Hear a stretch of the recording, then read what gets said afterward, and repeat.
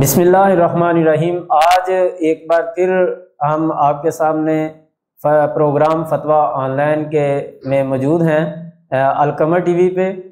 ہمارے ساتھ موجود ہیں جناب ڈاکٹر مفتی ثناء اللہ فاروقی صاحب۔ میں شکریہ ادا کرتا ہوں مفتی صاحب کہ آپ نے اپنا قیمتی وقت دیا ہمارے چینل کو اور آپ تشریف لائے اس پروگرام میں۔ تو سب سے پہلے آج کا جو ہمارا عنوان ہے وہ یہ ہے کہ قربانی کے جو احکام و مسائل ہیں کہ قربانی کس طریقے سے کرنی ہے، اس میں دعائیں کون سی پڑھنی ہیں، یہ سوالات اس کے متعلقہ جو ہوں گے وہ انشاءاللہ آج ہم مفتی صاحب سے کریں گے اور جانیں گے کہ قربانی کس طریقے سے کرنی چاہیے۔ تو میں اب پہلا سوال جو ہے مفتی صاحب آپ سے کہ قربانی کا درست طریقہ کیا ہے اور کون کون سی دعائیں پڑھنی چاہیے قربانی کرتے وقت؟ جی محترم عبدالمنان صاحب شکریہ۔ الحمدللہ والصلاة والسلام علی رسول اللہ، اما بعد۔ سب سے پہلے ہم بات کریں گے کہ قربانی کس چیز کا نام ہے۔ لفظ قربانی قرب سے نکلا ہے۔ انسان اللہ تعالیٰ کا قرب حاصل کرنے کے لیے، اللہ تعالیٰ کی رضا حاصل کرنے کے لیے جو بھی چیز دیتا ہے، وقف کرتا ہے، اللہ تعالیٰ کے راستے میں پیش کرتا ہے، وہ قربانی کہلاتی ہے۔ اور قربانی کی تاریخ اتنی ہی پرانی ہے جتنا انسان پرانا ہے۔ اللہ رب العالمین نے آدم علیہ السلام کے دو بیٹوں کا ذکر کرتے ہوئے فرمایا وَاتْلُ عَلَيْهِمْ نَبَأَ ابْنَيْ آدَمَ بِالْحَقِّ اِذْ قَرَّبَا قُرْبَانًا۔ آدم علیہ السلام کے دو بیٹوں نے قربانی کی، تو اس سے پتہ یہ چلتا ہے کہ شروع سے ہی انسان اپنے رب کو راضی کرنے کے لیے قربانی دیتا آیا ہے۔ اور پھر یہ سلسلہ چلتے چلتے جناب ابراہیم خلیل اللہ علیہ السلام تک پہنچا ہے، اور پھر انہوں نے اپنے بیٹے اسماعیل علیہ السلام کو چھری کے نیچے لٹا کر جو ایک سنت شروع کی، اور اس کو پھر آگے جناب محمد الرسول اللہ صلی اللہ علیہ وسلم نے شروع کیا، اور مدینے کے اپنے 10 سالوں کے اندر ہر سال آپ نے قربانی کی۔ اسی سنت کو آج ہم زندہ کرتے ہوئے قربانی کرتے ہیں۔ تو قربانی کے متعلق جو آپ نے سوال کیا بہت خوبصورت سوال ہے۔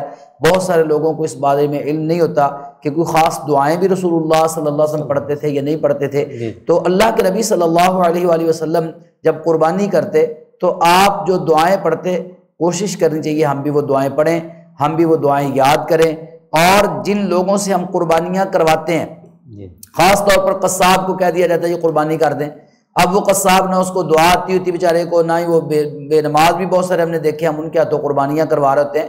تو سب سے پہلا مسئلہ تو یہ میں عرض کرنا چاہتا ہوں کہ قربانی کوشش کریں کہ اپنے ہاتھ سے کریں، حتیٰ کہ رسول اللہ صلی اللہ علیہ وآلہ وسلم کی احادیث سے یہ ثابت ہے کہ رسول اللہ صلی اللہ علیہ وسلم کے دور مبارک میں عورتیں بھی اپنی قربانی اپنے ہاتھ سے کرتی تھی۔ تو اپنے ہاتھ سے قربانی کریں، مرد ہو تو وہ اپنے ہاتھ سے کرے، عورت ہو تو وہ اپنے ہاتھ سے کرے۔ اور اگر ہم کسی کو وکیل بھی بنانا چاہتے ہیں، جس طرح بعض لوگ اپنی مسجد کے امام صاحب کو بلا لیتے ہیں، قاری صاحب کو بلا لیتے ہیں، جی آپ قربانی کر دیں، تو اس میں بھی کوئی حرج کی بات نہیں ہے، اس طرح بھی قربانی کی جا سکتی ہے۔ اور اگر قصاب کوئی نمازی پرہیزگار آدمی ہے تو اس کے ہاتھوں بھی جانور کو ہم ذبح کروا سکتے ہیں، قربانی کروا سکتے ہیں۔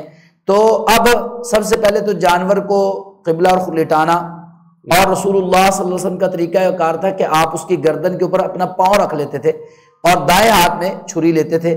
چھری کو اچھی طرح تیز کر لینا چاہیے، بسا اوقات یہ ہوتا ہے کہ چھری تیز نہیں ہوتی اور جانور کو تکلیف ہوتی ہے۔ اور قربانی کرنے سے پہلے ایسے ہی خواہ مخواہ بار بار جانور کو چھری دکھلانی بھی نہیں چاہیے، اور جانور کو پہلے پانی وانی پلا لینا چاہیے۔ اب چھری پکڑ لی آپ نے، تو رسول اللہ صلی اللہ علیہ وسلم جو دعائیں پڑھتے وہ یہ تھی انی وجہت وجہی للذی فطر السماوات والارض حنیفا وما انا من المشرکین ان صلاتی ونسکی ومحیای ومماتی للہ رب العالمین لا شریک لہ وبذلک امرت وانا اول المسلمین۔ یہ تو قرآن مجید کی آیات ہی ہیں، یہ آپ پڑھتے۔ اس کے بعد رسول اللہ صلی اللہ علیہ وسلم کہتے اللہم منک ولاک، یا اللہ یہ تیری طرف سے ہی ہے اور تیرے لیے ہے۔ تو یہ الفاظ کوئی مشکل نہیں ہے، اللہم منک ولاک۔ اس کے بعد رسول اللہ صلی اللہ علیہ وسلم کہتے ہیں اللہم تقبل من محمد، یا اللہ یہ محمد صلی اللہ علیہ وسلم کی طرف سے قبول فرما۔ ٹھیک ہے، آپ اس کی جگہ پر اپنا نام لے سکتے ہیں، اللہم تقبل منی کہہ سکتے ہیں، ومن اہلی کہہ سکتے ہیں کہ اللہ میری طرف سے اور میرے اہل کی طرف سے اس کو قبول فرما۔ کسی اور سے آپ کروا رہے ہیں، مثلا آپ مجھے کہتے ہیں جی آپ مفتی صاحب میری قربانی آپ کر دیں، تو میں آپ کا نام لے سکتا ہوں اللہم تقبل من عبد المنان، ٹھیک ہے، وہاں پر تو رسول اللہ صلی اللہ علیہ وسلم یہ پڑھتے۔ تو یہ وہ دعائیں ہیں جو عام ذبیحوں سے ہٹ کر صرف قربانی کے موقع پر رسول اللہ صلی اللہ علیہ وسلم پڑھتے تھے۔ اور اس کے بعد عام جو دعا ہے ذبیحے والی وہ تکبیر ہے، جس کے بغیر جانور نہیں ذبح کیا جا سکتا، اگر ذبح کیا جائے گا تو وہ حلال نہیں ہوگا، وہ تکبیر وہ مشہور ہے بسم اللہ واللہ اکبر۔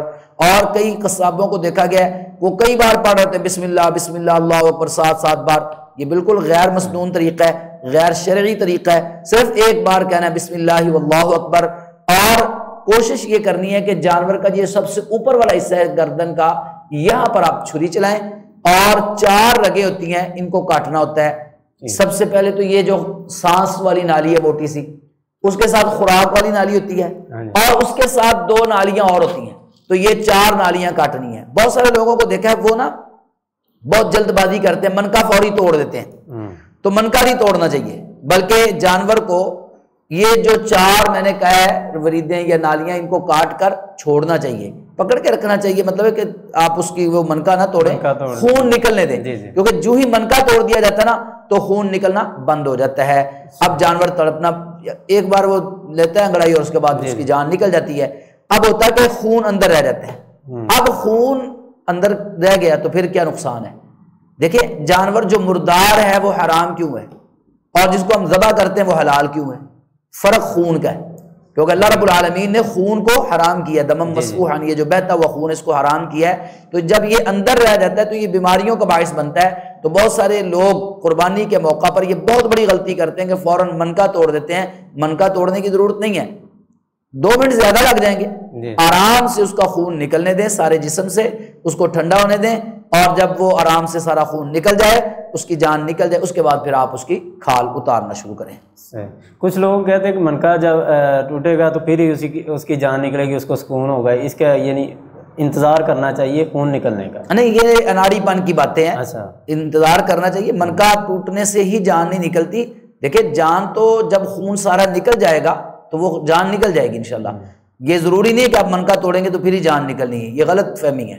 تکلیف منکا توڑنے سے زیادہ ہوتی ہے یا ویسے خون نکلنے سے اس کو تکلیف تو زیادہ ہوگی؟ لازمی بات ہے کہ منکا جو یکدم توڑا جاتا ہے نا اس سے زیادہ تکلیف ہوتی ہے، ٹھیک ہے نا؟ یہ جو ہم سمجھتے ہیں کہ شاید اس کو چھوڑنے سے تکلیف زیادہ ہو، نہیں، اس کو چھوڑنے سے زیادہ تکلیف نہیں ہوگی، بلکہ وہ آپ دیکھیں گے نا جب منکا ٹوٹتا ہے تو اس وقت جانور زیادہ پھڑکتا ہے، اس ٹائم زیادہ۔ آپ ایک بار جب چھری پھیر کے اس کو چھوڑ دیتے ہیں تو وہ اتنا نہیں پھڑکتا جتنا منکا توڑنے پھڑکتا ہے، اس کا مطلب کیا ہے؟ بہت تکلیف زیادہ ہوئی ہے۔ تو یہ شرعی طریقہ مسنون سائنسی لحاظ سے بھی بہترین طریقہ یہی ہے کہ آپ اس کی یہ 4 رگیں کاٹ دیں اور اس کے بعد پھر اس کو چھوڑ دیں اور اس کی جان اور خون نکلنے دیں پورا، وہ خود بخود جب بے سکت ہو جائے گا اور بے جان ہو جائے گا، اس کی جان نکل جائے گی، اس کے بعد پھر آپ اس کو کھا لیں۔ اگر ڈاکٹر صاحب یہ بتائیں کہ کسی کو دعائیں یاد نہیں ہیں تو وہ کیا کرے قربانی؟ ہاں، اگر کسی کو یہ دعائیں یاد نہیں جو میں نے اتنی بتائی ہیں، ٹھیک ہے، تو وہ کسی اور سے جس کو یاد ہو اس سے ذبح کروا لے، ایک تو طریقہ یہ ہے، بہتر یہ ہے۔ اگر نہیں وہ کروانا چاہتا، خود ہی اپنے ہاتھ سے کرنا چاہتا ہے تو یہ دعائیں یاد رکھے، فرض اور واجب نہیں ہے، ٹھیک ہے، یہ افضل ہے کہ یہ پڑھی جائیں، مسنون ہے کہ پڑھی جائیں، بہتر ہے پڑھی جائیں، لیکن اگر کسی بندے کو یاد نہیں ہے یا بھول گیا اس وقت، کئی بار ایسا ہوتا ہے نا کہ جانور قابو نہیں آ رہا ہوتا، پیچھے بھاگتے بھوکتے اچانک پکڑتے ہیں بسم اللہ واللہ اکبر، تو صرف بسم اللہ واللہ اکبر پڑھنے سے بھی جانور انشاءاللہ ذبح ہو جائے گا۔ ایک چیز اس میں پوچھنا چاہوں گا کہ یہ جو دعائیں آپ نے بتائی ہیں، یہ دعائیں پہلے پڑھ کے بعد میں بسم اللہ اللہ اکبر پڑھنا؟ جی، پہلے دعائیں پڑھ لیں، پہلے دعائیں پڑھ لیں، جانور کو گرانے سے پہلے چاہے آپ دعائیں پڑھ لیں، ٹھیک ہے، ضروری نہیں ہے کہ آپ جانور کو گرائیں پھر یہ دعائیں پڑھیں، جانور کو گرانے سے پہلے یہ دعائیں پڑھ لیں، یا کچھ لوگ جو جانور گرانے والے ہیں وہ گرا رہے ہوں، آپ دعائیں پڑھ لیں اور پھر بسم اللہ اللہ اکبر کہہ کے آپ اس کو ذبح کر لیں۔ ٹھیک، تو مفتی صاحب یہ بتائیں کہ یہ جو اونٹ کی قربانی ہے اس کو بھی ذبح ایسے کیا جاتا ہے قربان کرتے وقت، یا اس کا کوئی اور طریقہ ہے الگ سے کوئی؟ بہت اچھا آپ نے سوال کیا۔ ہمارے معاشرے کے اندر میں نے دیکھا، یہ آپ نے بھی دیکھا ہوگا، تجربہ یہی ہے کہ یہ قصاب حضرات ہے نا جو اونٹ کو ذبح کرتے ہیں، تو وہ بالکل ایسے ہی اس کو بیچارے کو باندھتے ہیں، گرانے کی کوشش کرتے ہیں، بلکہ بسا اوقات خود بھی زخمی ہو جاتے ہیں، اونٹ کو بھی زخمی کر دیتے ہیں، اور پھر اس کو مختلف جگہوں سے پھر وہ کاٹتے ہیں، پتہ نہیں 11 بار کے 7 بار، وہ کہتے ہیں جی گردن لمبی ہے چونکہ اس کو اتنے کٹ لگانے، اتنا جگہ سے ذبح کرنا ہے۔ تو اونٹ کو جو ہم قربان کرتے ہیں اس کو کہا جاتا ہے نحر، 2 لفظ ہیں، ایک ہے ذبح، ذبح کا طریقہ وہ جو میں نے پہلے بتایا کہ جانور کو آپ لٹائیں اور اس کی گردن پر بسم اللہ واللہ اکبر پڑھ کے چھری چلائیں، یہ ہے ذبح۔ اور دوسرا نحر، نحر کا مطلب یہ ہوتا ہے کہ آپ اونٹ کو کھڑے کھڑے اس کا گھٹنا باندھیں، ایک ٹانگ پکڑیں اوپر کریں، نیچے سے جس طرح ایسے ملا کے یہاں سے آپ اس کا گھٹنا باندھ دیں، ٹھیک ہے. تو اس کے بعد آپ یہ دعائیں پڑھ کے بسم اللہ واللہ اکبر پڑھ کے نیزہ لے کر یا چھرا تیز لے کر اس کی یہ جو جگہ ہے کھڑے کھڑی ایسے بسم اللہ واللہ اکبر کہہ کے اس کے اندر آپ مار دیں. اب جتنا زیادہ آپ اس کو اندر تک لے جا سکتے لے جائیں، اور اس طرح بھی کر سکتے ہیں تو کر لیں تاکہ خون کے لیے نکلنے کی زیادہ جگہ بن جائے، وگرنہ سیدھا بھی مار دیں گے تو کوئی حرج کی بات نہیں ہے. تو وہ کھڑے کھڑے ہی خون نکلنا شروع ہو جائے گا، آپ پیچھے ہٹ کے کھڑے ہو جائیں. 1 منٹ سے بھی پہلے وہ خون نکلتے نکلتے اونٹ نیچے بیٹھ جائے گا، اور نیچے بیٹھ کر پھر وہ بالکل لیٹ جاتا ہے جیسے. تو وہ اس کے بعد پھر آپ وہاں سے جو ہے نا وہ جتنا بھی آپ نے کٹ لگانا ہے وہ لگا لیں، اور جتنی وہ 4 وریدے میں نے جو کہا ہے 4 لگے وہ کاٹ لیں، تو یہ اونٹ نہر ہو جائے گا. کتنا آسان طریقہ ہے. کیا اونٹ کا گوشت کہتے ہیں کہ کھانے سے وضو ٹوٹ جاتا ہے، اس حوالے سے کیا؟ ہاں، رسول اللہ صلی اللہ علیہ وآلہ وسلم سے یہ سوال پوچھا گیا کہ بکری کا گوشت کھا کر وضو کرنا ضروری ہے؟ آپ نے کہا نہیں، آپ چاہیں تو کر لیں تو ضروری نہیں ہے. ایسے ہی گائے وغیرہ کا گوشت پوچھا گیا. لیکن اونٹ کے گوشت کے بارے میں جب آپ سے پوچھا گیا تو آپ نے ہاں اس کا جو وہ گوشت کھائیں گے نا تو وہ اس پر وضو کرنا لازم ہے. اور یہ آپ نے سوال بڑا موقع کیا کیونکہ اب قربانی کا وقت ہے، لوگوں نے اونٹ کا گوشت بھی کھانا ہے. تو اب لوگوں کو علم نہیں ہوتا، وضو کیا ہوا ہے اور اونٹ کا گوشت کھایا ہے اور اسی طرح اٹھ کر چلے گئے. وہ ذہن میں ہوتا ہے کہ نماز ہم نے پڑھنی، وضو تمہارا ہے اور نماز پڑھ لیتے ہیں. جبکہ اونٹ کا گوشت کھانے کے بعد رسول اللہ صلی اللہ تعالی علیہ وآلہ وسلم کا یہ حکم مبارک ہے کہ آپ نے اگر نماز پڑھنی ہے تو پہلا وضو آپ کا ختم ہو چکا ہے، اب آپ دوبارہ نیا وضو کریں گے. ہاں نماز نہیں پڑھنی تو گوشت کھایا ٹھیک ہے، کوئی غرض نہیں، لیکن جب نماز کے لیے جائیں گے تو پہلا وضو کافی نہیں ہوگا، پھر آپ وضو کر کے دوبارہ نماز پڑھیں گے. اس کو آپ یہ کہہ سکتے ہیں کہ اونٹ کا گوشت کھانا بھی ان چیزوں میں شامل ہے جن سے وضو ٹوٹ جاتا ہے، نواقض الوضو میں یہ شامل ہے. صحیح. گائے کی قربانی جو ہے اس کے اندر گائے میں کتنے حصے ہوتے ہیں اور اونٹ میں کتنے، برابر ہیں یا زیادہ؟ جی عبد المنان بھائی، بات یہ ہے کہ گائے کے متعلق تو اتفاق ہے کہ 7 حصے زیادہ سے زیادہ ہو سکتے ہیں. ٹھیک ہے، ایک گائے کے اندر، بیل کے اندر 7 لوگ ایک وقت میں شریک ہو سکتے ہیں. اونٹ کے بارے میں علماء کا اختلاف ہے کیونکہ احادیث کے اندر 2 طرح کا ذکر ملتا ہے. بعض احادیث کے اندر 7 حصوں کا ذکر ملتا ہے، بعض احادیث کے اندر 10 حصوں کا ذکر ملتا ہے.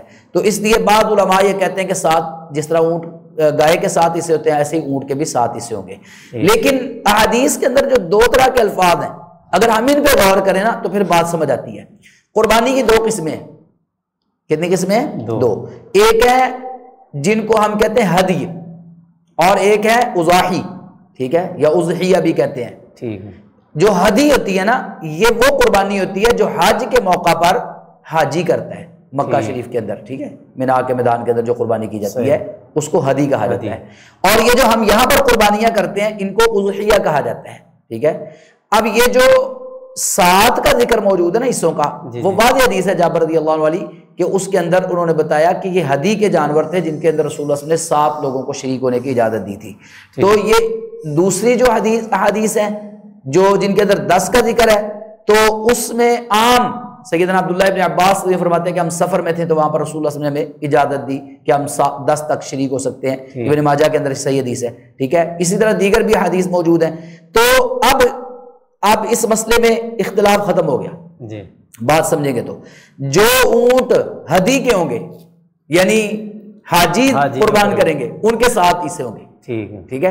اور جو اونٹ ہمارے یہاں پر قربان کیے جائیں گے ان کے اندر زیادہ سے زیادہ 10 بھی شریک ہو سکتے ہیں. 7 ہو جائے ٹھیک ہے، کوئی حرج کی بات نہیں ہے، 7 تو جائز ہے نا، یعنی 10 تو زیادہ سے زیادہ نا، اس سے کم ہو تو ٹھیک ہے. تو ایسے ہی اگر 10 بھی ہو جاتے ہیں، یہاں ہمارے ہاں جو قربانیاں کی جاتی ہیں وہ حاجیوں کے علاوہ ہم لوگ جو کرتے ہیں تو اس میں 10 تک شریک ہو سکتے ہیں. یہ دونوں باتیں رسول اللہ. اچھا، 7 یا 10 تک جو شریک ہونا ہے اس کے اندر اگر اس سے کم حصے جتنے بھی ہو سکتے ہیں یا کوئی تعداد ہے اس سے زیادہ ہی ہوں تو پھر ہی سے شریک ہو سکتے ہیں؟ ہاں، اس میں نا ایک بات آپ نے بڑا اچھا سوال کیا ہے. اس موقع پر اکثر سوال یہ آتے ہیں، مجھے بھی آتے ہیں کہ جی ہم 2 لوگ ہیں تو ہم 2 لوگ ایک گائے مل کر رہے ہیں تو اب کیا کریں کہ ایک بندہ 4 حصے رکھے اور ایک بندہ 3 حصے رکھے، پھر 7 ہوں گے نا. ایک بندے کے 4 ہوں، ایک کے 3 ہوں، یا ایک 2 رکھ لے ایک 5 رکھ لے. تو کیسے تطبیق کریں؟ یا ہم آدھی کر لیں، ٹھیک ہے، یا 3 لوگ ہیں تو اگر 2 رکھیں گے تو 6 حصے ہوں گے اور پھر ایک حصہ بچ جائے گا اس کا، پھر ایک بندہ 3 حصے رکھے. کیسے کریں؟ یا 3 برابر تقسیم کر لیں، یا ایسے اونٹ کا بھی آپ لے سکتے ہیں. تو ایک مسئلہ یاد رکھیں یہ جو ہم کہتے ہیں نا کہ 7 حصوں کی اجازت ہے یا 10 حصوں کی اجازت ہے، اس کا کیا مطلب ہے؟ اس کا مطلب یہ ہے کہ زیادہ سے زیادہ 7 حصے ہو سکتے ہیں، حد لمٹ یہ ہے، ہاں جی، اس سے زیادہ نہیں ہو سکتے گائے کے اندر۔ اونٹ کے یہاں پر زیادہ سے زیادہ 10 ہو سکتے ہیں، اس سے زیادہ 11واں شریک نہیں ہو سکتا۔ تو کیا مطلب سمجھ آیا کہ زیادہ سے زیادہ گائے کے 7 حصے ہیں، اس سے کم ہو سکتے ہیں جی۔ اکیلا بندے کے پاس استطاعت ہے اکیلا کر لے، اکیلا کا 2 لوگوں کے پاس استطاعت ہے وہ 2 مل کے کر لیں۔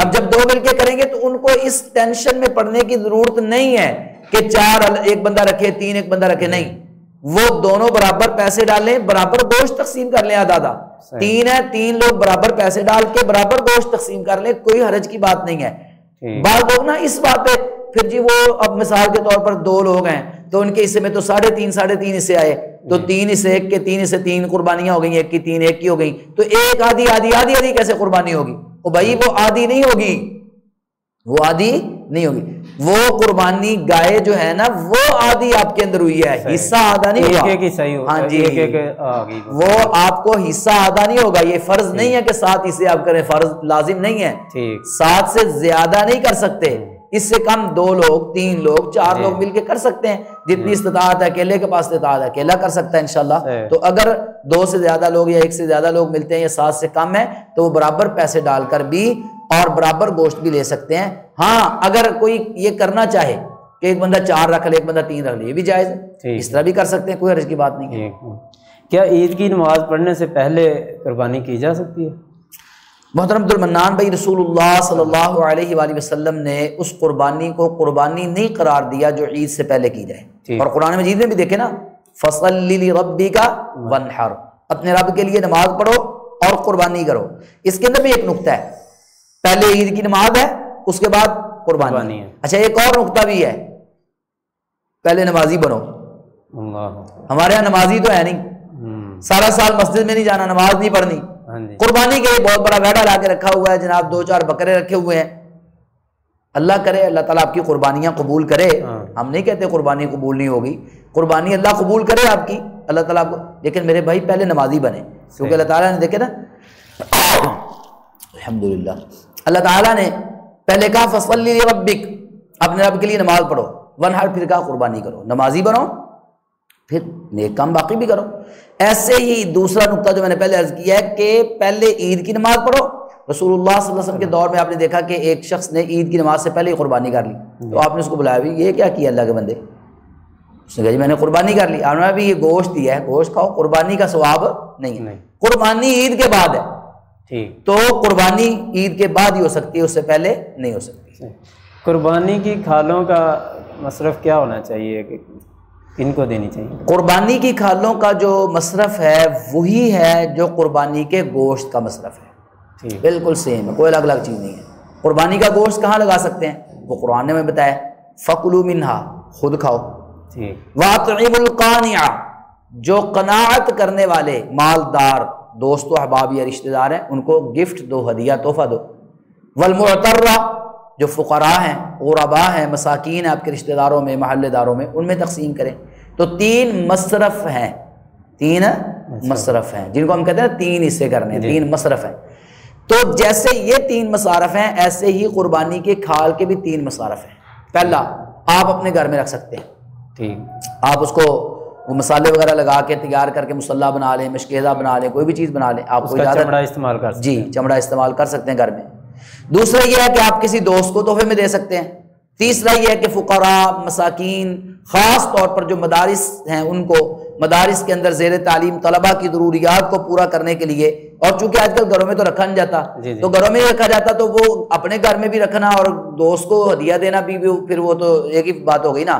تو آج کل تو ہم کسی غریب کو ہی دیتے ہیں، تو جو یتیم ہیں، بیوائیں ہیں، مساکین ہیں، جو بھی رشتہ داروں میں ہیں یا محلے داروں میں ہے، یا آپ کے قریب کوئی ایسا مدرسہ ہے، ایسا جامعہ ہے جہاں پر ضرورت ہے ان کی جو ہے نا وہ ضروریات پوری کرنے کے لیے، بچوں کی تعلیم کے لیے، تو بہتر تو میں تو یہی سمجھتا ہوں کہ مدارس پہ خرچ کریں، مدارس کو دیں تاکہ ان کی جو ضروریات اس سے پوری ہوں۔ آج کل افسوس کی بات یہ ہے کہ ہر چیز کی قیمت بڑھ رہی ہے، لیکن چمڑے کا ریٹ ہر سال کم سے کم ہوتا ہے، تو یہ بھی ایک پوری پلاننگ ہوتا ہے کہ مدارس کا جو ہے نا ناطقہ بند کرو، انہوں نے یہ چمڑے حاصل کرنے ہیں اور پھر ہمیں بیچ کے پھر انہوں نے تعلیم قرآن مجید کی عام کرنی ہے، اس لیے یہ ظالموں نے یہ کیا ہوا کہ جناب کھال کا ریٹ بڑھنے نہیں دیتے، حالانکہ دیکھیں باقی چیزوں کا ریٹ کہاں سے کہاں پہنچ گیا. سارا سال زیادہ ہوتا ہے، عید کے موقع پہ آ کے کم ہو جاتا ہے. نہیں باقی سال میں بھی شاید کم ہی ہوتا ہوگا، یہ تو اللہ بہتر جانتا ہے، لیکن بہرحال چمڑے کا ریٹ بڑھ نہیں دیا گیا. حالانکہ چمڑے سے بنی ہوئی مصنوعات آپ دیکھیں، آپ چھوٹا سا وہ لیدر کا پرس لینے چلے جائیں ہیں جو کھال کے 10ویں حصے سے بنتا ہے، وہ اتنا مہنگا آپ کو ملے گا، لیکن کھال کی کا ریٹ، بکرے کا ریٹ کیا ہے 300 روپیہ 200 روپیہ 100 روپے میں بکری ہوتی بکرے کی کھال. تو مطلب یہ ہے کہ یہ ظلم ہے، زیادتی ہے. تو بہرحال میں یہ سمجھتا ہوں کہ قربانی کی کھال مدارس پہ صرف کرنی چاہیے تاکہ مدارس کے بچے پڑھیں.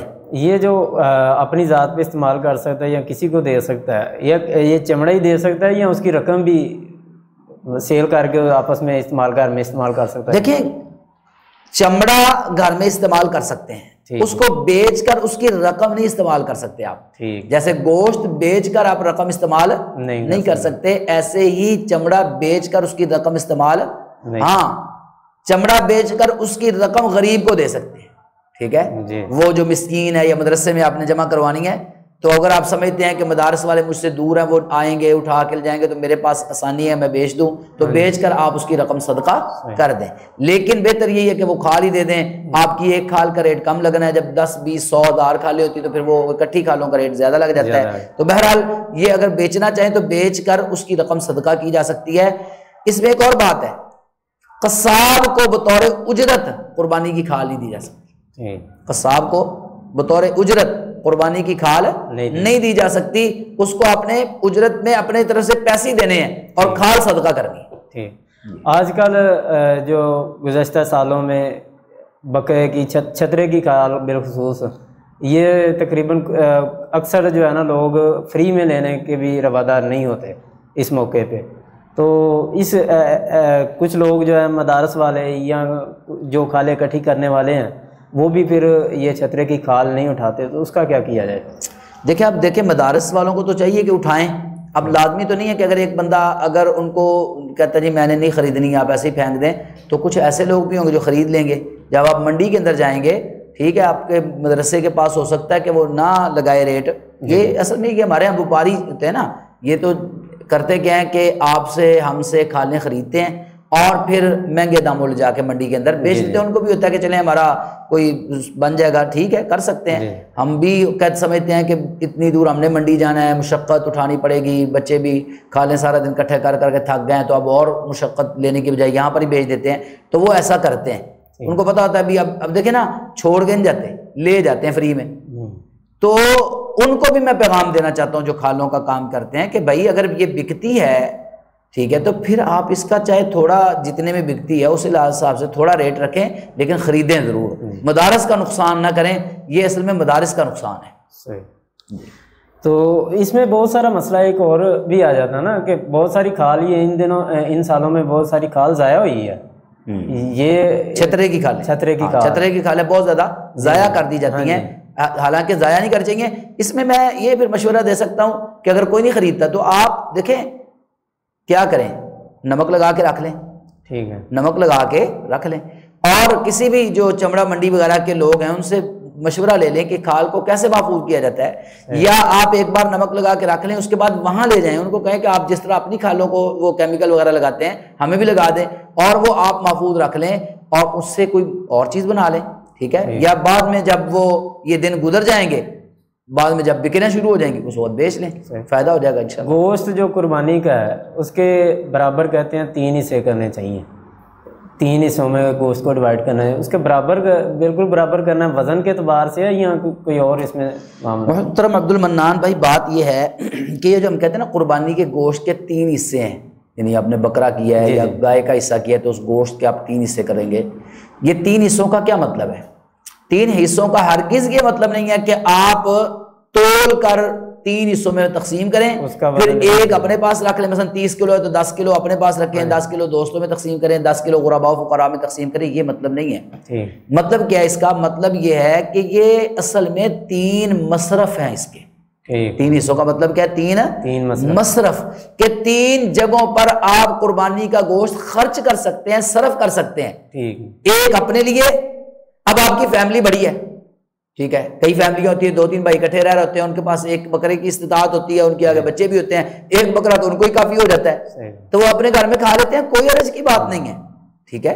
لیکن میں یہ بھی نہیں کہہ رہا کہ وہ سارے ہی کھا جائیں، دیکھیں ہم نے اللہ کے لیے دیا ہے، اگر اللہ تعالیٰ یہ کہتے ہیں کہ بھئی آپ نے کھانا ہی نہیں، سب تقسیم کرنا، پھر بھی تو تقسیم کرنا تھا نا، تو جتنا ضرورت ہے آپ رکھ لیں گھر میں، آپ استعمال کریں، باقی غرباء و فقراء میں تقسیم کریں، جو کھاتے پیتے دوست ان کو بھی کچھ دیں، تو جتنا آپ کی ضرورت ہے اس میں سے آپ رکھ سکتے ہیں، جتنا آپ سمجھتے ہیں کہ غرباء و فقراء کو دینا چاہیے وہ اتنا آپ دے سکتے ہیں، جتنا آپ دوستوں کو گفٹ کرنا چاہیں کر سکتے ہیں۔ آج کل یہ بھی نکلا ہے نا، جو میرے گھر گوشت دے کے آ رہا ہے میں اس کے گھر میں جا رہا ہوں دینے کے لیے، وٹا سودا کیا ہوا ہم نے، ٹھیک ہے نا، عدلے کا بدلہ چلا رہے ہیں، جو غرباء ہیں ان کے گھروں میں دیتے ہی نہیں۔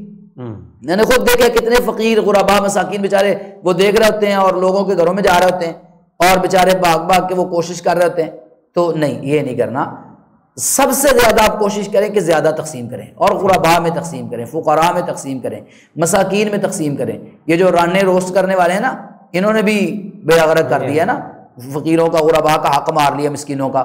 وہ اب ران روسٹ کرنے کے لیے ایک ران تو دو لوگ ہی کھا جاتے ہیں، جتنا بکرا ہوتا ہے 3 لوگ کھا جائیں گے، اب فیملی کے لیے 2 رانے تو کم از کم 2 رانے نکل گئی تو باقی کیا بچا ہے، ٹھیک ہے۔ تو اب ہوتا کیا ہے کہ ہم تقسیم بھی ایسے کرتے ہیں کہ شاپر کے اندر 2-4 بوٹیاں ڈالی ہیں، ہڈیاں ڈالی ہیں اور کسی کے گھر دے آئے ہیں، اب وہ بیچارہ 2-4 بوٹیاں لے کے بیٹھا ہوا ہے بھی یار کسی اور گھر سے کوئی گوشت آئے تو پھر ہم ہنڈیا بنائیں، 3-4 گھروں سے گوشت آئے گا تو ہنڈیا پکے گی، یا وہ خود دروازے کھڑکا رہے ہیں گوشت دے دو اسی بھی کھانا ہے، تو یہ بات درست نہیں ہے۔ آپ کم لوگوں میں تقسیم کر رہے ہیں لیکن کم از کم ایک مسکین کو جس کو آپ جانتے ہیں واقعی اس کا حق ہے، تو آپ اس کو کم از کم ایک ہنڈیا کا گوشت تو دیں نا، تاکہ وہ ایک ہنڈیا بنا کے کھا سکے، تو اتنا ضرور کرنا چاہیے۔ اسی طرح گوشت کھانے کے حوالے سے اور اس کے بعد آ جاتا ہے اس کے پایوں کا معاملہ، کہ کہتے ہیں کہ پائے بھی کچھ وقت کے بعد 15 دن بعد کھانے چاہیے، اس حوالے سے کیا ہے؟ دیکھیے اس میں کوئی شریعت نے پابندی نہیں لگائی، آپ پائے پہلے دن بنا کے کھانا سے کھا سکتے ہیں، ٹھیک ہے، 15 دن اس میں کوئی ہے کہ 15 دن بعد کہتے ہیں کہ اللہ کے نبی صلی اللہ علیہ وسلم کی سنت ہے کہ 15 نہیں، رسول اللہ صلی اللہ علیہ وسلم سے ایسی کوئی بات صریحاً ثابت نہیں ہے کہ آپ نے کہا ہو جی 15 دن آپ نے رکھ کے اس کے بعد کھانے، ایسی کوئی بات نہیں ہے، یہ بس ایسے مشہور شدہ باتیں ہیں۔ دیکھیں آپ پہلے دن پائے بنا کے کھانا چاہتے ہیں کھا لیں، کوئی عرض کی بات نہیں ہے، آپ پہلے دن بنا لیں، آپ ان کو رکھنا چاہتے ہیں تو رکھ لیں، 15 دن بعد کھا لیں، سال مہینے بعد کھا لیں، ٹھیک ہے، جب آپ کو ضرورت پڑتی ہے آپ اپنی مرضی کے مطابق کھا سکتے ہیں، کوئی عرض نہیں۔ ٹھیک ہے ڈاکٹر صاحب، یہ آج کے جو ہمارے ذہن میں سوالات تھے قربانی کے احکام و مسائل کے متعلق وہ تو ہو گئے، اب ایک واقعہ اس سلسلے میں عبدالمنان بھائی ایک بات جو ہے نا وہ گوشت رکھنے کے حوالے سے بھی بڑا چلتا ہے کہ محرم سے پہلے جی گوشت کھا لینا آپ نے، ویسے تو کوشش تو یہ کرنی چاہیے کہ گوشت زیادہ سے زیادہ تقسیم کیا جائے۔ اب آپ کے حق میں حصے میں جو گوشت آ گیا ہے آپ اپنے پاس رکھ لیتے ہیں، اور آج کل فریجیں بھی آئی ہوئی ہیں، فریج میں ڈمپ کر لیتے ہیں، سیو کر لیتے ہیں، تو بہرحال ایک مجھے یہاں پر بات بھی یاد آ رہی، یہ نہ ہو کہ گوشت کو محفوظ کرنے کے لیے 200 سے زیادہ یونٹ ساٹھ بیٹھے، اتنے کا گوشت نہ ہو جتنے بجلی کا بل آ جائے، اس سے بھی بچنا ہے۔ تو بہرحال اگر کوئی رکھنا چاہتا ہے اپنے گھر میں تو اجازت ہے، رسول اللہ صلی اللہ علیہ وسلم نے 1 سال منع کیا تھا کہ 3 دن سے زیادہ نہیں رکھ سکتے، تو اس کے بعد آپ نے اجازت دے دی، تو اب اجازت ہے، آپ چاہے 3 دن رکھیں، 15 دن رکھیں، مہینہ رکھیں۔ کچھ لوگ کہتے ہیں جی محرم سے پہلے کھا لینا چاہیے، ایسی کوئی قرآن و حدیث کے اندر بات نہیں ہے، آپ محرم میں کھانا چاہیں، محرم کے بعد کھانا چاہیں، آپ کی مرضی ہے، لیکن سائنسی طور پر آپ جتنا جلدی اس کو استعمال کرتے ہیں نا، تازہ گوشت کے اندر غذائیت زیادہ ہوتی ہے، جتنا آپ اس کو دیر کرتے ہیں تو اس کے اندر سے وہ غذائیت نکلنا شروع ہو جاتی ہے، تو جلدی استعمال کر لینا چاہیے۔ ٹھیک ہے ڈاکٹر صاحب، یہ جو حالیہ واقعہ ہوا ہے، ثنا یوسف جو ٹک ٹاکر تھی، میڈیکل کی طالبہ بھی تھی 17 سالہ، جی، تو اس کا جو قتل ہوا ہے، یہ واقعہ حقیقت کیا ہے، ہمیں پیغام کیا دیتا ہے، اور یہاں پر کچھ اسلام کو بدنام کرنے والے لوگوں نے جو سازشیں کی ہیں کہ غیرت کے نام پہ قتل اور کئی قسم کے جو الزامات لگائے ہیں، یہ اور کیا غیرت کے نام پر قتل، یہ کیا اسلام اس کی اجازت دیتا ہے؟ محترم عبدالمنان بھائی، ہمارا المیہ یہ ہے جب کوئی حادثہ ہوتا ہے نا، ابھی تک تحقیقات کرنے والی ایجنسیاں یا پولیس یا ذمہ دار ادارے اپنا کام مکمل نہیں کر رہے ہوتے، اس سے پہلے ہی ہم اس کے نتائج بھی اپنی طرف سے بیان کر دیتے ہیں۔ اب دیکھیں اس حادثے کو دیکھ لیں کہ ثنا یوسف ٹک ٹاکر جو تھی اس کا قتل ہوا، اب فوراً ایک لابی متحرک ہوئی، بغیر سوچے سمجھے، بغیر تحقیق کے ان ظالموں نے اسلام کو بدنام کرنا شروع کر دیا، غیرت کو بدنام کرنا شروع کر دیا، اور کہنا شروع کر دیا جی غیرت کے نام پر قتل کر دیا گیا، جی غیرت کے نام پر قتل کر دیا گیا۔ حالانکہ غیرت کے نام پر کیسے قتل ہو سکتا ہے؟ دیکھیں وہ اتنے سالوں سے وہ بنا رہی ہے ٹک ٹاک ہیں، اب اس وقت تو قتل نہیں کیا گیا، آج ہی قتل کرنا تھا۔ تو جب پولیس نے اس مجرم کو پکڑا، قاتل کو، تو وہ قاتل سے جو انکشافات ہوئے ہیں اس نے وہ ساری ان کی جو ملحدین کی اور ان ظالموں کی وہ ساری اسلام کے خلاف، پاکستان کے خلاف پروپیگنڈا جو وار تھی وہ ساری کا پردہ چاک کر دیا ہے، ان کی جو جتنی سازشیں تھیں ان کو بے نقاب کر دیا ہے۔ اب وہ بدبخت جو تھا قاتل، وہ اس کا ٹک ٹاک پہ فالوور تھا اور فیصلہ آباد کا رہنے والا تھا، وہ چاہتا تھا یہ میرے ساتھ دوستی کرے، ٹھیک ہے۔ اب وہ پیغام بھیجتا تھا، وہ نہیں کرتی تھی، اس کا اپنا سٹیٹس ہے، اس کا اپنا سٹیٹس ہے، ٹھیک ہے۔ اب وہ سنا میٹرک فیل ہے اور وہ میڈیکل کی طالب ہے اور یہ کہتے ہیں مجھ سے دوستی کرو، تو اس نے انکار کیا ہے، ایک بار انکار کیا، دو بار انکار کیا، بار بار انکار کیا، تو بالآخر وہ ضد میں آ کر، کچھ ہوتے ہیں نا ایسے، یہ بھی ذہنی مریض ہوتے ہیں نا، نفسیاتی مریض، کہ مجھے انکار کر رہی ہے تو اس کو میں بدلہ چکھاؤں گا، تو اس نے اٹھ کے اس کو قتل کر دیا ہے۔ لیکن عبد المنان بھائی ابھی تک یہ کہانی وہ ہے جو ہمیں سنائی گئی ہے، انہوں نے بھی یہی تفتیش، لیکن مسئلہ میں جو آپ کے سامنے بیان کرنا چاہتا ہوں وہ یہ ہے کہ دیکھیں وہ ان کے گھر آیا ہے، گھر میں آ کے قتل کیا، اس سے پہلے اس کی برتھ ڈے پارٹی ہے، اس کی ویڈیوز آئی ہیں۔ اب دیکھیں گھر تک کون پہنچتا ہے، آخر کوئی نہ کوئی ریلیشن، کوئی نہ کوئی تعلق، کوئی نہ کوئی سلام دعا، آخر پھر ہی وہ گھر میں پہنچتا ہے نا۔ یہ تو نہیں ہے کہ بندہ میں آپ کے گھر میں ایسے ہی آ جاؤں، مجھے آپ جانتے ہیں میں گھر میں داخل ہو جاؤں، کیسے ہو سکتا ہے؟ اور پھر آپ کے مخصوص جو خوشی کے فنکشنز ہیں اس کے اندر میں آ کے شریک ہو جاؤں، یہ کیسے ممکن ہو سکتا ہے جہاں پر صرف مخصوص لوگ ہوتے ہیں؟ تو اس کا مطلب یہ ہے کہ وہ ظالم جو تھا وہ پہلے سے اس کے ساتھ وہ کوئی نہ کوئی ریلیشن بنانا چاہتا تھا اور اس کے پیچھے لگا ہوا تھا، اس کو مجبور کرتا ہوگا، اور کوئی آپس میں سلام دعا بھی ہوئی ہو سکتا ہے، اس پر پیسے بھی خرچ کرتا ہو، کیونکہ یہ جو ہوتا ہے نا ٹک ٹاک پہ گفٹ شفٹ بھی بھیجتے ہیں ایک دوسرے کو، میں نے سنا ہے، تو یہ اس طرح کے گفٹ شفٹ بھی بھیجنے کی کوشش کرتا ہوگا تاکہ یہ میرے دام میں آ جائے، اور وہ نہیں آئی، ٹھیک ہے، وہ اس کے دام میں نہیں آئی۔ اب اس نے اپنی فرسٹریشن نکالنے کے لیے تو اس کو اٹھ کے گولیاں مار دی، قتل کر دیا۔ آج اس مجرم کو، قاتل کو عدالت کے اندر پیش کیا گیا اور اس بچی کی والدہ عدالت کے اندر آئی ہے، میک اپ کر کے، بن ٹھن کے، اس طرح اس کے چہرے سے لگتا ہی نہیں ہے کہ اس کو قتل کا کوئی افسوس ہو، اس کی والدہ کے چہرے سے، آپ تصویریں دیکھ لیں۔ تو مطلب کیا ہے کہ ایک پورا پری پلان یہ سارے کام چلتے ہیں، تو بدنام اسلام کو کیا جاتا ہے، بدنام پاکستان کو کیا جاتا ہے۔ اور اس میں ایک بات میں یہ بھی گزارش کروں گا کہ اسلام نے کسی بھی شخص کو قانون کو ہاتھ میں لینے کی اجازت نہیں دی، غیرت کے نام پر قتل اسلام میں جائز نہیں ہے۔ رسول اللہ صلی اللہ علیہ وسلم سے پوچھا تو آپ نے وہ مسئلہ ہے نا کہ اگر کوئی بیوی کو دیکھ لے کسی غیر مرد کے ساتھ تعلقات بناتے ہوئے، تو اسلام یہ کہتا ہے کہ وہ 4 گواہ پیش کریں، ٹھیک ہے۔ اب اگر 4 گواہ نہیں لا سکتا تو پھر وہ مسئلہ لعان ہے، سورۃ النور کے اندر بیان ہوا ہے۔ اب جب یہاں پر یہ مسئلہ ہوا، مدینہ شریف کے اندر یہ مسئلہ بیان ہو رہا تھا، تو سعد رضی اللہ تعالیٰ عنہ نے یہ جملہ کہا کہ جی پھر اسی اپنی بیوی نو مار نہ دیں گے، ہم قتل نہ کر دیں گے، مطلب یہ قتل نہ کر دیں گے۔ تو رسول اللہ صلی اللہ علیہ وسلم کہ سعد کو غیرت آ گئی ہے، حالانکہ سعد انا اغیر منکا، میں تم سے زیادہ غیرت مند ہوں، واللہ اغیر منی، اور اللہ مجھ سے بھی زیادہ غیرت مند ہے۔ جس اللہ نے شریعت نازل کیا وہ اتنا غیرت مند رب ہے، تو جب وہ نہیں اجازت دے رہا تو اس کا مطلب ہے کہ غیرت کے نام پر اجازت نہیں ہے۔ جب ہم سب سے زیادہ غیرت مند رسول اللہ صلی اللہ علیہ وسلم نے اجازت نہیں دی، تو اس لیے کسی کو اس طرح قتل کرنے کی اجازت نہیں۔ اللہ تعالیٰ نے قرآن مجید کے اندر فرمایا عورتوں کے متعلق اگر وہ اس طرح کا کوئی کام کریں، واضح بے حیائی کریں، تو کیا کرو؟ اللہ نے یہ تو نہیں کہا قتل کر دو، قرآن مجید کے اندر اللہ تعالیٰ نے کیا فرمایا؟ ان کو گھروں میں روک کے رکھو، وَاهْجُرُوهُنَّ فِي الْمَضَاجِعِ، ان سے بستر الگ کر لو، ٹھیک ہے۔ اگر وہ تمہاری بات مان لیں، توبہ کر لیں، استغفار کریں تو اس کا راستہ چھوڑ دو، اور نہیں تو پھر ان کو بند کر کے رکھو۔ اسلام نے یہ حکم اس وقت نازل کیا تھا کہ جب سزائیں موجود نہیں تھیں، حدود اللہ موجود نہیں تھی، رجم نہیں تھا، یا سنسار، یا اس سے پہلے جو غیر شادی شدہ بدکاری کرتا ہے اس کے لیے احکامات نہیں تھے۔ تو جب یہ احکامات آ گئے تو پرانے احکامات منسوخ ہے، اللہ نے شریعت نے سزائیں بیان کر دی ہیں، تو جو شریعت نے سزا بیان کر دی ہے وہ حکمران اس کو شریعت وہ سزا دیں گے، عدالت سزا دے گی، ہم خود سزا نہیں دے. یہ ہمارے پاکستان کے اندر جو بنا ہوا نا, ہر موقع پر ہم خود جناب قاضی بن جاتے ہیں, ہم خود جج بن جاتے ہیں, بلکہ بسا اوقات ذاتی دشمنیاں نکالی جاتی ہیں. ہاں جی, ذاتی دشمنیاں ایسے موقعوں پر نکالی جاتی ہیں, تو اس کی اسلام میں اجازت نہیں ہے. صحیح. اس کے اندر مفتی صاحب یہ بھی تو معاملہ ہے نا کہ دیکھیں, ایک طرف شریعت نے یہ پابندی لگا دی, انہوں نے جو لوگ الزام لگانے والے تھے, اسلام مخالف جو لوگ ہیں, ان کا منہ اس سے بھی بند ہو جاتا ہے, جو آپ نے مسئلہ بیان کیا کہ اسلام نے تو اجازت ہی نہیں دی اس چیز کی. جی بالکل, ٹھیک ہے. اسلام نے تو دوسری بات یہ ہے کہ اگر وہ لڑکی اسلام کی بات مانتی, شریعت کی حدود میں رہتی, تو یہاں تک نتیجہ نہ پہنچتا.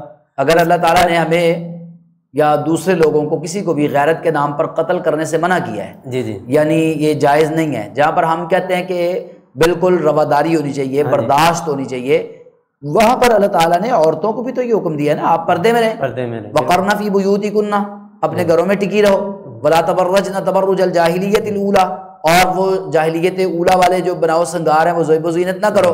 اور پھر یہ ٹک ٹاک پر بچیوں کا آنا یہ آج کل عام رواج بن چکا ہے, اور چونکہ یہ کمائی کا ایک ذریعہ بھی ہے, اس لیے بچیاں جو ہیں وہ ٹک ٹاک پر کمائی کرنے کے لیے اس طرح کے کام کرتی ہیں کہ وہ ٹک ٹاک پر آتی ہیں. کچھ ایسی ہیں جو اچھے کنٹینٹ بناتی ہیں, ایک میں دیکھتا ہوں کہ وہ بڑے باپردہ طریقے سے وہ عورتیں ہیں, وہ باپردہ ہو کے کنٹینٹ بناتی ہیں. یوٹیوب پہ بھی ایسی ہیں باپردہ عورتیں ہیں, وہ کھانے کی ویڈیوز بناتی ہیں, ان کا چہرہ نہیں آتا, ان کا جسم نہیں آتا, کھانے والی چیزیں نظر آ رہی ہوتی ہیں. تو جہاں تک اس شریعت اجازت دیتی ہے وہ کام کریں, لیکن بے پردہ ہو کر آنا, اپنی نمائش کرنا, جسم کی نمائش کرنا, یا کم از کم اپنے چہرے کی ایسی نمائش کرنا کہ وہ لوگوں کو اچھا لگے, پھر لوگ یہاں تک مجبور ہوں کہ آپ کے ساتھ دوستی کا پیغام بھیجیں, یا لوگوں کے ساتھ ایسے انداز سے گفتگو کرنا. دیکھیں نا اللہ تعالیٰ نے کیا فرمایا ہے, وَقُلْنَا قَوْلًا مَعْرُوفًا, اگر کسی غیر محرم سے بات کریں پڑے تو سیدھی سیدھی بات کرو, اور لوچدار آواز میں, وَلَا تَخْضَعْنَ بِالْقَوْلِ فَلَا تَخْضَعْنَ بِالْقَوْلِ فَيَطْمَعَ الَّذِي فِي قَلْبِهِ مَرَضٌ, جس کے دل میں بیماری ہے وہ آپ کی آواز سن کے, لوچدار گفتگو سن کے, نرم انداز سن کے وہ اس کے دل کی بیماری نہ بڑھ جائے, وہ تمہارے بارے میں کوئی لالچ نہ رکھے. تو جیسے دوسروں کو شریعت کا پابند ہونا چاہیے, اسلام کے اندر رہنا چاہیے, اسلام کی جو کڑا ہے اس کو نہیں توڑنا چاہیے, ایسے میں اپنی بہنوں سے بھی گزارش کرتا ہوں جو ٹک ٹاک پہ آتی ہیں, ان سے بھی گزارش کرتا ہوں آپ بھی اسلام کا لبادہ اوڑھیں, آپ بھی اسلام کی تعلیمات کے مطابق زندگی گزاریں. انشاءاللہ اسلام آپ کے رزق کا, مال کا بھی محافظ ہے, ضامن ہے, اور انشاءاللہ اسلام آپ کی عزت کا بھی محافظ ہے. تو مال بھی اللہ نے دینا ہے اور عزت کی حفاظت بھی اسلام نے کی ہے, تو انشاءاللہ آپ کو اللہ رزق دے گا, بھوکے نہیں مریں گے. تو اس لیے آپ نے کبھی کوئی ایسا کام نہیں کرنا. دیکھیں نبی علیہ السلام کی بیویوں کی جہاں پر بات ہوئی ہے تو وہاں پر اللہ تعالیٰ نے کیا فرمایا, وَمَن يَقْنُتْ مِنكُنَّ لِلَّهِ وَرَسُولِهِ وَتَعْمَلْ صَالِحًا نُؤْتِهَا أَجْرَهَا مَرَّتَيْن, جو اللہ اس کے رسول کی فرمانبردار بن کے رہے گی اور نیک عمل کرے گی اس کو دوہرا اجر دیا جائے گا. اور آگے کیا کہا ہے, نُؤْتِهَا أَجْرَهَا مَرَّتَيْن وَأَعْتَدْنَا لَهَا رِزْقًا كَرِيمًا, ہم نے اس کے لیے عزت والا رزق بنایا ہے. آپ کو ذلیل ہونے کی کیا ضرورت ہے ٹک ٹاک پر, اللہ نے آپ کے لیے کریم رزق رکھا ہے, اللہ نے آپ کو عزت کی روزی دینی ہے, اور آپ خود ٹک ٹاک پہ ذلیل ہو رہی ہیں. اللہ نے مردوں کو پابند بنایا ہے, الرجال قوامون علی النساء, کہ آپ نے ان کا نان و نفقہ پورا کرنا ہے. آپ تو گھر کی ملکہ ہو, آپ شہزادیوں کو طرح بن کے رہیں, آپ کو چار دیواری کے اندر اپنے گھر کے محل کے چار دیواری میں شہزادی بن کے رہیں, ملکہ بن کے رہیں. آپ کا باپ کمائے گا, آپ کا بھائی کمائے گا, آپ کا خامد کمائے گا, آپ کا بیٹا کما کے آپ کی خدمت کرے گا. اسلام نے تو عورت کو یہ حکم دیا ہے.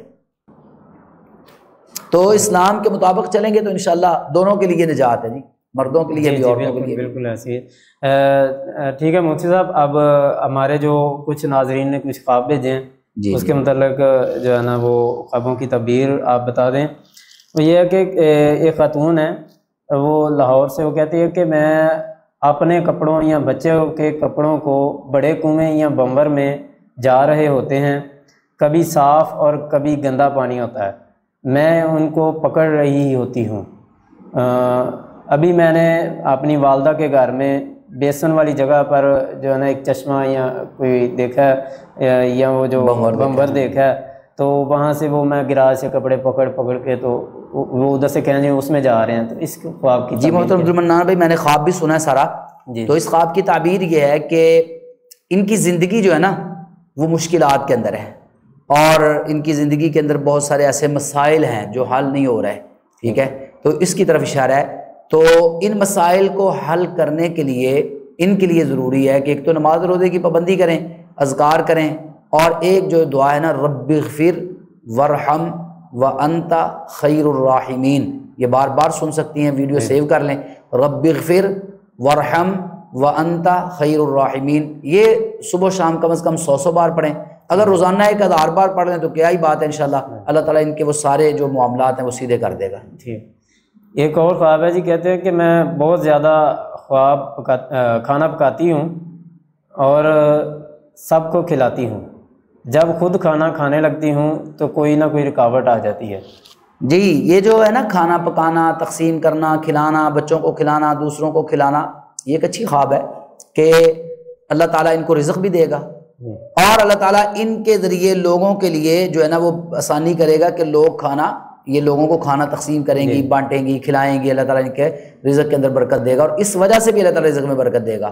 یہ جو خود نہیں کھا پاتی نا، اس کا مطلب یہ ہے کہ یہ جتنی بھی محنت کرتی ہیں نا وہ دوسروں کے لیے کرتی ہیں، اپنا خیال نہیں رکھتی، تو ان کو چاہیے کہ اپنا بھی خیال رکھیں، اور یعنی عام زندگی کے اندر اپنا خیال رکھا کریں، اور جو ہے نا اچھے کپڑے پہننا، اچھا کھانا کھانا، اپنی صحت کا خیال رکھنا، اس کی طرف بھی توجہ دیں۔ جی تو ناظرین، آج کے پروگرام کا ہم یہیں پہ اختتام کرتے ہیں۔ اگر آپ کے بھی ذہن میں کوئی سوال ہو، آپ کوئی سوال پوچھنا چاہتے ہوں تو آپ ہمارے دیے گئے نمبر پر رابطہ کر سکتے ہیں، واٹس ایپ پہ میسیج کر سکتے ہیں۔ انشاءاللہ آپ کے سوال کا، آپ کے خواب کی تعبیر وہ بھی آپ کو بتائی جائے گی، آپ کے سوال کا جواب بھی انشاءاللہ مفتی صاحب دیں گے۔ تو ہم پھر انشاءاللہ ایک نئے پروگرام کے ساتھ آپ کے ساتھ دوبارہ ملاقات کریں گے۔ ہمیں اجازت دیجیے، اللہ حافظ۔